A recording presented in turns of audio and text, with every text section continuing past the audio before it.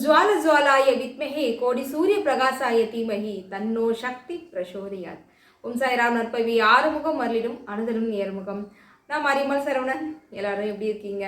கண்டிப்பாக முருகனோட அருளால் நல்லா இருக்கணும் அப்படின்னு சொல்லி மனசார வேண்டிக்கிட்டு நம்ம பதிவுக்குள்ளே போயிடலாம். நாம் இன்று பார்க்கக்கூடிய தலைப்பு என்ன அப்படின்னா, கந்த புராணம் 21வது பாகம் பார்க்க போகிறோங்க. அதே சமயம் களம் சூடு பிடிச்சிருச்சு அப்படின்ற மாதிரி என்ன, நம்ம கந்த புராணத்தோடல மிகப்பெரிய ஒரு பங்கு என்ன, சூரபத்மனை வதம் செய்யறதுக்காக போர் நடக்குது இல்லையா?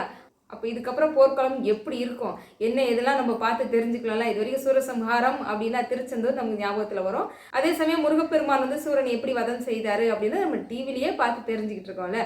அங்கே உண்மையாகவே என்ன நடந்தது அப்படின்றது இனிமேல் ஒவ்வொரு பாகங்களும் உங்களுக்கு அப்புறம் முருகப்பெருமானுடைய ஆட்டத்தை நம்ம பார்க்க ஆரம்பிச்சிடலாம். அதனால் பதிவை ஸ்கிப் பண்ணாமல் பாருங்கள். கண்டிப்பாக பதிவுக்கு லைக் பண்ணி தெரிஞ்சு வைக்கலாம், ஷேர் பண்ணுங்கள். நம்ம கந்த புராண தொடர் அப்படியே டவுன்லேயே போது பாருங்கள். எல்லாரும் நல்லா இருக்குன்னு சொல்லி அழகாக பாராட்டு தெரிவிக்கிறீங்க, கமெண்ட் சொல்கிறீங்க. ஆனால் ஏன் நிறைய மக்கள் இடத்துல இந்த பதிவானது போக மாட்டேங்குது அப்படின்றது எல்லாருடைய கேள்வியாகவே இது மாறிடுச்சு அப்படின்னு சொல்லலாம். அதனால் முடிஞ்ச வரைக்கும் லைக் பண்ணி பக்கத்துலேயே இருக்கிற ஹை பட்டனையும் தட்டுங்க, சரியா? அதுக்கப்புறம் தான் நிறைய மக்கள் இடத்துல போய் சென்றடையும். இப்போ வாங்க நம்ம பதிவுக்குள்ளே போயிடலாம். இன்று நாம பார்க்கக்கூடிய தலைப்பு மாயையுடன் போரிட்ட அசுரன். ஆனால் நம்ம சென்ற தலைப்பு என்ன பார்த்தோம் அப்படின்னா, போருக்கு எழுந்த படை, அதாவது தேவர்கள் எல்லாரும் ஒன்று கூடி போய் ஈசனை சந்திக்கிறாங்க. அந்த நேரம் சிவபெருமான் என்ன சொல்றாரு முருகனை பார்த்து, முருகா நீ எதுக்காக பிறந்தியோ அதற்கான இப்போ நேரம் காலம் வந்துருச்சு, நீ அசுரனை அழிக்க கிளம்பு, போரிட நீ தயாராயிரு அப்படின்னு சிவபெருமான் சொல்லியாச்சு. தந்தை சொல்லி தட்டாத முருகப்பெருமான் என்ன சொல்றாரு, சரிங்கப்பா உங்களுடைய சொல்லின்படி நான் சூரனை அழிக்கிறதுக்காக நான் போறேன் அப்படின்னு ஐயன் சொல்றாரு. அதை தொடர்ந்து சிவபெருமான் என்ன சொல்றாரு, தன்னுடைய பிள்ளை போருக்கு போறதுனால ஏகப்பட்ட ரொம்ப சக்தி வாய்ந்த ஆயுதங்கள் எல்லாம் கொடுத்தது மட்டும் இல்லாம, முருகன் அப்படின்றாலே நமக்கு வேல் தான் நினைவுகளுக்கு வரும் இல்லையா? அந்த வேலானதை ஆதிபரா சக்தியிடம் கொடுத்து, அதாவது இருவரும் பரமேஸ்வரன் பார்வதி இவங்க 2 பேரோட சக்தியா உருவாகி இருக்கக்கூடிய வேலை முருகப்பெருமான் கையில கொடுத்து போருக்கு போயிட்டு வாப்பா அப்படின்னு 109 நவ வீரர்களையுமே கூட துணைக்காக கொடுத்து என்ன பண்றாங்க, போருக்கு போயிட்டு வாப்பா அப்படின்னு சொல்லி சொல்றாங்க. இப்போ முருகப்பெருமானை என்ன பண்ணாரு, எல்லாரையும் கூப்பிட்டு அவர் கையில கொடுத்த அந்த ஆயுதம், அதாவது மிகப்பெரிய சக்தியா இருக்கக்கூடிய ஞானவேல், வெற்றி வேலை எடுத்துக்கிட்டு போருக்கு முருகப்பெருமானும் கிளம்பியாச்சு. எல்லாரும் எங்க போறாங்க, கிரௌஞ்சியம் அந்த மலையை கிட்ட நெருங்கியாச்சு. அங்க போய் நிக்கிறாங்க, படையோட ஐயன் நிக்கிறாரு. அப்போ திடீர்னு நாரதர் அங்கே நிற்கிறார். நாரதர் வந்ததும் முருகனை பார்த்தது, முருகா நீ படைகளோட நிற்கிறத பார்க்கறதுக்கே 1000 கண்கள் வேணும் போல, ஆனால் அதே சமயம் நீ எதிராளியை ரொம்ப லேஸ்பட்ட ஆளா நினைச்சிடாதப்பா. கிரௌஞ்சம் இந்த மலைக்கு பக்கத்துல மாயாபுரி என்ற இடத்துல தாரகாசுரன், அதாவது சூரபத்மனுடைய தம்பி தாரகாசுரன் ஆட்சி செய்துட்டு வரான். ரொம்ப மாயக்காரன். அவனை நீ ஜெயிக்கணும்னு நினைக்கிறது சும்மா சாதாரணமாக நீ எடை போட்டுறாத, அவன் எப்பேற்பட்டவன் தெரியுமா அப்படின்னு அவனுடைய வல்லமையை சொல்லக்கூடிய வகையில் ஒரு விஷயத்த, ஒரு கதை நாரதர் அந்த நேரத்தில் முருகனிடம் சொல்றாரு. முருகப்பெருமானும் செவி சாய்த்து அந்த விஷயங்களை தெரிஞ்சுக்கிறாரு. எப்போவுமே ஒரு விஷயம் எல்லாமே எனக்கு தெரியும், எல்லா வகையிலும் நான் தான் சிறந்தவன் அப்படின்ற எண்ணம் யாருக்குமே வரக்கூடாதுன்றத முருகன் அந்த இடத்துலயே நமக்கு நிரூபிக்கிறாரு. அதுதான் சொல்றது, கந்த புராணம் ஒவ்வொரு விஷயமும் நம்ம ஒவ்வொரு பாகங்கள் கேட்க கேட்க நம்முடைய வாழ்க்கைக்கு நமக்கு நிறைய விஷயங்கள் அதுல எடுத்துக்க முடியும். எந்த இடத்துலையுமே இந்த ஆணவம்ன்ற பேச்சு எண்ணம் முருகனிடம் பிடிக்காத ஒரு வார்த்தை அப்படின்னு கூட சொல்லலாம். இந்த சமயம் எல்லாருக்கும் தெய்வங்களுக்கு தெய்வனா அப்பனுக்கு அப்பனா இருக்கக்கூடிய ஈசன், ஈசனுடைய மகன், ஈசனுடைய முழு சக்தி அருள் எல்லாமே நம்ம முருகனிடம் இருக்கு. அப்போ முருகன் சொல்லலாம் இல்லையா, அவன்லாம் ஒரு ஆளா, அவனை பத்தி எல்லாம் கிட்ட பேசாதீங்க, அவன் யாரை ஜெயிச்சிருந்தா எனக்கு என்ன அப்படின்றதுனால என்ன வேணாலும் சொல்லியிருக்கலாம் இல்லையா முருகன். ஆனால் அதெல்லாம் ஒன்றுமே சொல்லாமல் யார் என்ன சொன்னாலும் பணிந்து, அந்த பணிவு அந்த குணம் முருகனிடம் மிகப்பெரிய ஒரு வல்லமையாக இருக்குது. அங்கே அந்த இடத்துல என்ன நடந்தது அப்படின்றத நாரதர் சொல்ல சொல்ல இப்போ முருகர் கேட்குறார். என்ன நடந்தது அப்படின்னா, முன்னொரு காலத்தில் விஷ்ணு பகவானுக்கும் தாரகாசுரனுக்கும் சண்டை நடந்தது. அப்போ என்ன நடக்குதுன்னா, எல்லா விதமான ஆயுதங்களையும் விஷ்ணு பகவான் தாரகாசுரன் மீது எய்தாலும் எல்லா வகையான அந்த ஆயுதங்களையும் எல்லாத்தையுமே அவன் தரமட்டமாக்குறான். அப்போ கடைசியா விஷ்ணு பகவான் என்ன பண்றாரு, அவருடைய சக்கராயுதத்தையே அவன் மீது எய்துறாரு. அதையுமே தாரகாசுரன் என்ன பண்றான்னா, தன்னுடைய கழுத்துக்கு ஒரு ஆபரணமா மாற்றி போட்டுக்கிட்டான். அந்த அளவுக்கு சக்தியும் வல்லமையும் இருக்கு தாரகாசுரனால.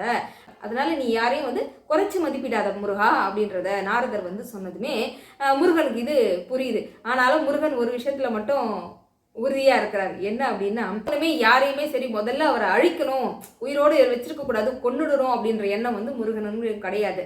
ஆனாலும் இருந்தாலும் அவன் எப்பேற்பட்ட ஒரு அரக்கனா இருந்திருக்கிறான். தன்னுடைய மாமா விஷ்ணு பகவானுடைய மிகப்பெரிய ஆயுதம் சக்தி அப்படின்னு சொன்னாலே சக்கராயுதம்னு சொல்லுவாங்க.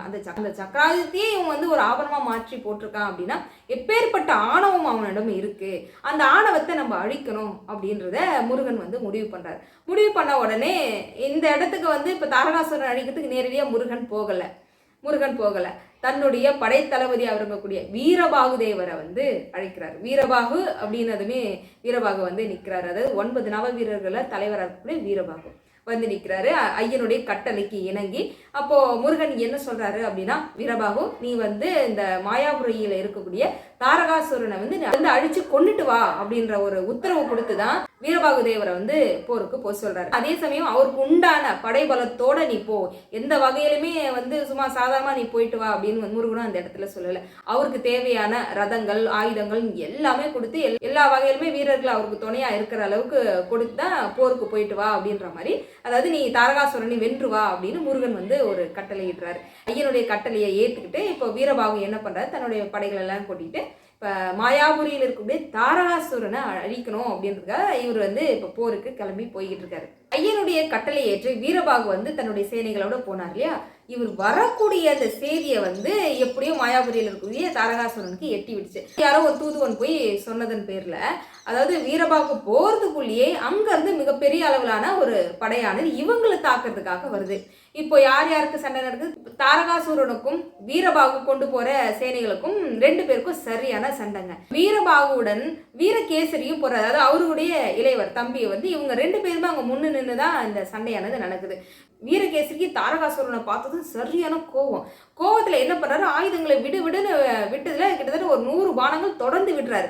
விட்டதுனால என்ன ஆகுதுன்னா, தாரகாசுரனுடைய சிரசையானது கீழே விழுது. அதோட தலையில வச்சிருப்பாங்க இல்லையா, அந்த கிரீடமானது கீழே விழுந்துருது. இது விழுந்ததும் தாரகாசுரனுக்கு சரியான கோவம். அவருடைய மிகப்பெரிய அளவுல ஒரு அம்பானது விட்ட உடனே வீரகேசரி என்ன பண்ணாரு, அந்த அடி தாங்க முடியாம மயங்கி அந்த தேருக்குள்ளேயே அவர் விழுந்துடுறாரு. இதை பார்த்ததும் வீரபாகுவுக்கு சரியான கோவம் வந்ததுமே வந்து இவர் பானங்களை வந்து அடுத்தடுத்து தொடர்ந்து விடவே என்ன நடக்குதுன்னா சரியான அளவுல போரானது நடைபெறுது. அதாவது அசுரர்களுக்கும் சரியான அடி, அங்கேயும் ஒரு சிலர் இறந்து போறாங்க. இங்க இருந்து போன வீரர்களுக்குமே சரியான அடி, இங்கேயும் ஒரு சிலர் எல்லாம் இறந்து போறாங்க. அதாவது போரானது ரொம்ப மும்பரமா நடந்துகிட்டு இருக்குங்க. தன்னுடைய தம்பியான வீரகேசரிக்கு வந்து பலத்த அடிபட்டு மயங்கி கிடக்கிறத பார்த்த வீரபாவுக்கு சரியான கோபம் வந்து என்ன பண்ணாரு, தாரகாசுரனை இவர் பலமான அம்புகள் விட்டு தாரகாசுரனை வந்து இவர் வீழ்த்த பாக்குறாரு. ஆனா தாரகாசுரன் வந்து மாயக்காரன் இல்லையா, அதனால என்ன பண்ண, ஏதோ ஒரு மாயாஜாலம் போட்ட மாதிரி ஒரு அம்பானது செலுத்தின உடனே அந்த அம்பு வந்து வீரபாகு மேல படலை. ஆனா அவருக்கு வந்து ஒரு மனமாற்றம்னு சொல்லுவாங்க பாருங்க, அப்படியே ஒரு நிமிஷம் என்ன நடக்குதுன்னே தெரியாத மாதிரி அப்படியே நிலை குலைந்து நிற்கிறாரு வீரபாகு. இந்த ஒரு கணம், அந்த ஒரு நிமிஷம் வாங்க பாருங்க, அந்த ஒரு நிமிஷத்துல போர்ல என்ன வேணாலும் நடக்கணுவாங்கல்ல, அந்த ஒரு நிமிஷத்துல என்ன பண்றாருன்னா, அதாவது தாரகாசுரனுடைய ஆட்கள் எல்லாரும் வீரபாகுவை வந்து வளைச்சு போட்டுட்டாங்க. சுத்தி வந்து அவங்களுடைய ஆட்கள் இருக்கிற அளவுக்கு பண்ணிட்டாங்க. அது ஒரு நிமிஷம் ஒரு நொடியில என்ன வேணாலும் நடக்கும் போர்ல அப்படின்னு சொல்லுவாங்கல்ல. தாரகாசுரன் விட்ட அந்த அம்பானது நிலக்குலைய செய்து விட்டது வீரபாகுவை. இப்ப இந்த நேரத்துல இதுதான் நமக்கு சமயம் அப்படின்ற மாதிரி அப்படியே ஒரு ராஜ கம்பீரமா தாரகாசுரன் வந்து அப்படி கொக்கரிச்சு சிரிக்கிறான். என்னன்னா, நான் எப்பேற்பட்ட ஆளெல்லாம் நான் ஜெயிச்சிருக்கேன் தெரியுமா, விஷ்ணு பகவானுடைய சக்கரத்தையே நான் வந்து ஆபரணமா வந்து போட்டிருக்கேன், நீங்கெல்லாம் யாரடா என்ன ஜெயிக்க வந்திருக்கிறீங்க அப்படின்ற மாதிரி இவர் வந்து நல்ல கம்பீரமான ஒரு கொக்கரிச்சு இவர் வந்து சிரிச்சுக்கிட்டு தாரகாசுரன் வந்து சொல்றாரு. இப்ப இந்த நேரத்துல இருந்து வீரபாகு சுதாரிச்சிட்டார். அது ஒரு கணம் ஒரு நிமிஷம் தான். அந்த சுதாரிச்ச உடனே இப்ப வீரபாகு சொல்றாரு, நீ யார வேணாலும் ஜெயிச்சிருக்கலாம், ஆனா உங்களை எல்லாரையும் அழிக்கிறதுக்கு ஒருத்தன் பிறந்துட்டான், அவன் வரப்போறான் பாருங்க அப்படின்ற மாதிரி வீரபாகு வந்து நல்ல வீரத்தோட வந்து சொல்றாரு. என்ன அழிக்க ஒருத்தன் பிறந்துட்டானா, அப்படியெல்லாம் எதுவும் சொல்லிக்கிட்டு கனவு காணிட்டு இருக்காத அப்படின்ற மாதிரி தாரகாசுரன் வந்து சிரிச்சுக்கிட்டு சொல்றான். பிறந்துட்டான்னு இல்ல, பிறந்து வந்துட்டாரு, உங்களுடைய வம்சத்தையே கூண்டோட அழிக்க பிறந்துட்டாரு அப்படின்ற மாதிரி வீரபாகு சொல்றாரு. இதை கேட்டதுமே தாரகாசுரனுக்கு மிகுந்த கோபம் வந்துருச்சு. கோபம் வந்தவனே என்ன பண்றாரு, மிகப்பெரிய ஆயுதமா இருக்கக்கூடிய ஒரு அம்பானதை விட்ட உடனே விடணும்னு தொடங்குறதுக்குள்ளவே என்ன பண்றாரு, வீரபாகு வீரபாஸ்திரத்தை வந்து இவர் விடுறாரு. இவர் விட்ட உடனே அது மிகப்பெரிய ஆயுதம் நம்மை தாக்க வருதுன்றத உணர்ந்த தாரகாசுரன் என்ன பண்றானா, அவனுடைய மாயையை பயன்படுத்தி அந்த இடத்துல இருந்து மறைஞ்சு போயிடுறான். இப்போ இவர் விடக்கூடிய அந்த அம்பானது அவன் மேல படாத அளவுக்கு அதை மறைஞ்சு போயிடுறாங்க. அப்போ அவன் எங்கே போனான்றதுக்குலாம் அவன் தான் மாயக்காரன் இல்லையா? திடீர்னு வேற இன்னொரு உருவமாக நிற்கிறான், இங்கே அங்கன்னு அப்படி தாவுறான் அவன். என்னடா அவன் இந்த மாதிரி பண்ணிக்கிட்டு இருக்கானேன்னு யோசிக்கிற அந்த நேரத்திலேயே அந்த பானமானது அந்த செயல்படாமல் கீழே விழுந்துருது.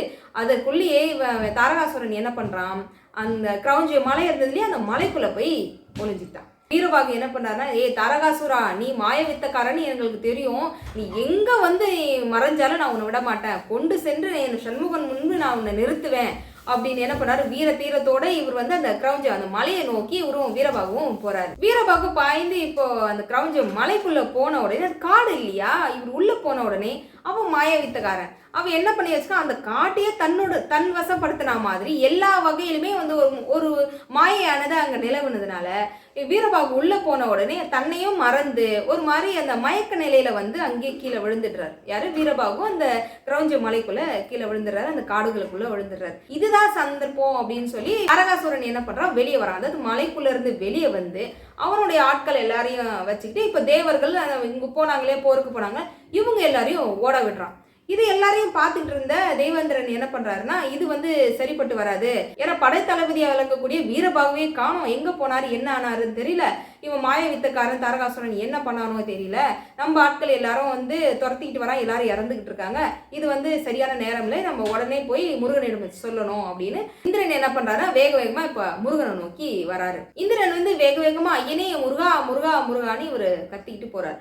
போன உடனே முருகர் வந்து என்ன ஆச்சு, ஏன் இவ்வளோ பதட்டமாக வரீங்க அப்படின்னு வந்து இவர் கேட்ட உடனே அங்கே நடந்த இவர் சம்பவத்தை எல்லாத்தையும் சொல்கிறார். அதாவது வீரபாகு வந்து எங்கே போனார் என்ன ஆனாருன்னு தெரியல, தாரகாசுரனோட மாய வலையில் அவர் சிக்கிட்டாரு, அதனால அவர் உயிரோடு இருக்காரா இல்லையான்னு எங்களுக்கு தெரியல, இங்கே இருக்கக்கூடிய போர் மக்கள் எல்லாரையுமே வந்து அவன் ஓட விட்டு அந்த மாயையால் எங்களை துரத்துறான், என்ன பண்ணுறதுன்னு தெரியாமல் நாங்கள் செய்வது அறியாது வந்து திகச்சிக்கிட்டு இருக்கோம், எங்களை காப்பாற்று முருகா, சுரனை அடிக்கு நீ தான் முருகா வரணும் அப்படின்னு இப்போ இந்திரன் போய் கேட்குறாரு.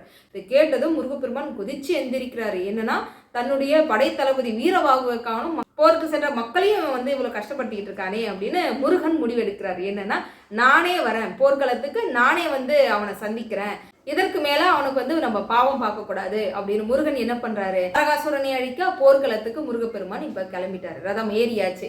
சரி, இப்ப இதுக்கப்புறமா ஐயன் வந்து அங்க சென்றதும் தாரகாசுரனை அழித்தாரா, வீரபாகுவை வந்து காப்பாற்றினாரா என்னன்றதெல்லாம் நம்ம அடுத்த பாகத்துல வந்து தெரிஞ்சுப்போம். இன்றைய பாகம் உங்களுக்கு எப்படி இருந்தது? இதுக்கு முன்பாக நீங்க கந்தபுராணம் வந்து தொடர் கேட்டிருக்கலாம், இப்போதான் முதல்ல நீங்க கேட்குறீங்க, அதாவது இந்த போர்க்கள சீனெல்லாம் நீங்க கேட்குறீங்க அப்படின்னா உங்களுக்கு எப்படி இருந்தது? ஏன்னா ஒரு சிலர் சொல்வீங்க, நீங்க சொல்ல நாங்கள் வந்து யோகிப்போமா, அந்த இடத்துல நாங்களே இருக்கிற மாதிரி நாங்கள் வந்து கற்பனை பண்ணிப்போம் அப்படின்னு. கண்டிப்பாகவே கற்பனை பண்ணுங்க.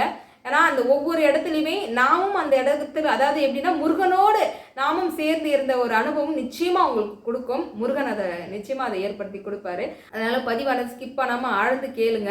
முருகனோடு சேர்ந்து நாமும் வந்து பயணிப்போம். போர்க்களத்துல ஐயன் என்னென்னலாம் அற்புதங்கள் நிகழ்த்தினாரு, சூரபத்மனை எப்படி வீழ்த்தினாரு அப்படின்றத நம்ம பார்த்து தெரிஞ்சுக்கணும்ல. அந்த ஒவ்வொரு விஷயங்கள் எல்லாமே நம்முடைய வாழ்க்கைக்கும் இந்த மாதிரி ஒரு சூழ்நிலையை நாம எப்படி கையாளலாம், எந்த ஒரு காரணத்தை கொண்டும் வந்து நம்ம உடஞ்சி வந்து விழுந்துடக்கூடாது, துணிஞ்சு எந்திரிச்சு அந்த பிரச்சனையா நாம ஒண்டி கொண்டி பார்க்கக்கூடிய ஒரு தைரியத்தை முருகன் நிச்சயமா உங்களுக்கு கொடுப்பாரு. போர்க்களத்தில் நடக்கக்கூடிய அந்த ஒவ்வொரு நிகழ்ச்சியுமே நம்மளுடைய வாழ்க்கைக்கும் மிகப்பெரிய அளவுல வந்து உறுதுணையா இருக்கும். அதை யாரும் மறந்துடாதீங்க. இந்த பதிவானது எப்படி இருந்ததுன்னு சொல்லி கமெண்ட் பண்ணுங்க. வெற்றிவேல் முருகனுக்கு அரோகரா. வீரவேல் தாரவேல் விண்ணோர் சிறுமீட்ட தீரவேல் செவ்வேல் திருக்கைவேல் வாரி குளித்தவேல் கொற்றவேல் கூர்மார்பம் குன்றும் துளைத்தவேல் உண்டே துணை. ஐயன் போருக்கு செல்றாரு. அடுத்தது என்ன நடக்க போகுதுன்னு ஆர்வத்தோட இருங்க, நான் வந்து சொல்றேன். ஓம் சாய்ராம். சத்தியமாவது சரவணபவே. ஓம் சாய்ராம்.